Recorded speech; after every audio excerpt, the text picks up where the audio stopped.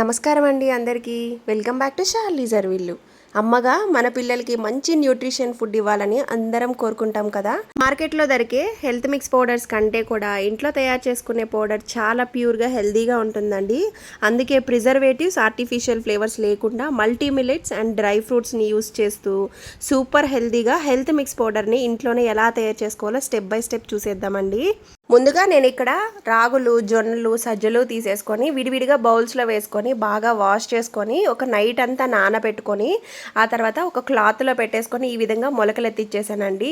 ఈ మొలకలను అన్నింటినీ కూడా ఒక కాటన్ క్లాత్ మీద నైటే ఫ్యాన్ కింద ఆరబెట్టేసుకున్నాను. ఇలా విడివిడిగా పొద్దునకి మనకి బాగా డ్రై అయిపోతాయి అన్నమాట. ఆ తర్వాత ఇందులో ఏదన్నా ఎక్కడైనా తేము ఉంటే పోవడానికి అన్నట్లుగా ఒక కడాయి పెట్టుకొని 1 or 2 minutes మాత్రమే రోస్ట్ చేశాను. ఎక్కువసేపు రోస్ట్ చేసామంటే ఇందులో ఉన్న న్యూట్రిషన్స్ అన్నీ వెళ్ళిపోతాయండి. అందుకని ఒక 1 minute రోస్ట్ చేసి పక్కన పెట్టుకుంటున్నాను.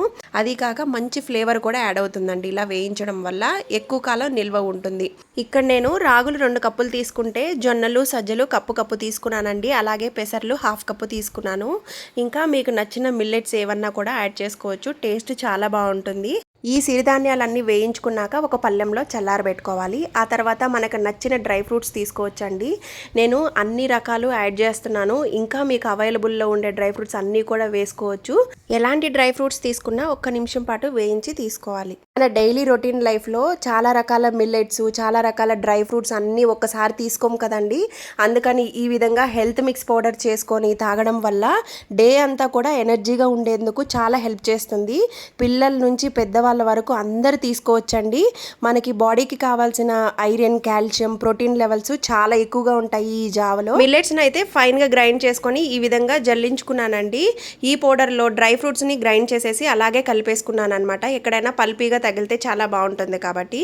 ఈ పౌడర్ని అంతా కొంచెం చల్లారాక ఒక గాజు జాడీలో కానీ తీసుకున్నామంటే కనీసం 2 నుంచి 3 నెలల వరకు ఫ్రెష్గా ఉంటుందండి. నేనైతే అంత క్వాంటిటీలో చేయలేదు. ఒక 1 monthకి సరిపోయినంత వరకే చేశాను. ఆ తర్వాత జావ ఎలా తయారు చేయాలో చూద్దామా. స్టవ్ ఆన్ చేసుకొని ఒక ప్యాన్ని పెట్టుకొని అందులో 1.5 కప్పు వాటర్ వేసుకొని ఈ విధంగా బబుల్స్ వచ్చేంత వరకు మరిగించుకున్నాక ఒక 4 tablespoons హెల్త్ మిక్స్ పౌడర్లో వాటర్ వేసుకొని బాగా మిక్స్ చేసుకొని ఉండలు లేకుండా ఈ వాటర్లో వేసుకొని బాగా మరిగించుకోవాలన్నమాట. ఇది బాగా మంచిగా ఉడికాక ఇందులో ఆర్గానిక్ బెల్లం వేసుకుంటున్నానండి. ఇది ఆప్షనల్ మాత్రమే. మీకు షుగర్ వద్దు, బెల్లం వద్దు అనుకుంటే కనుక లైట్గా ఉప్పు వేసుకొని కూడా తాగేసేయచ్చు మజ్జిగ కలుపుకొని.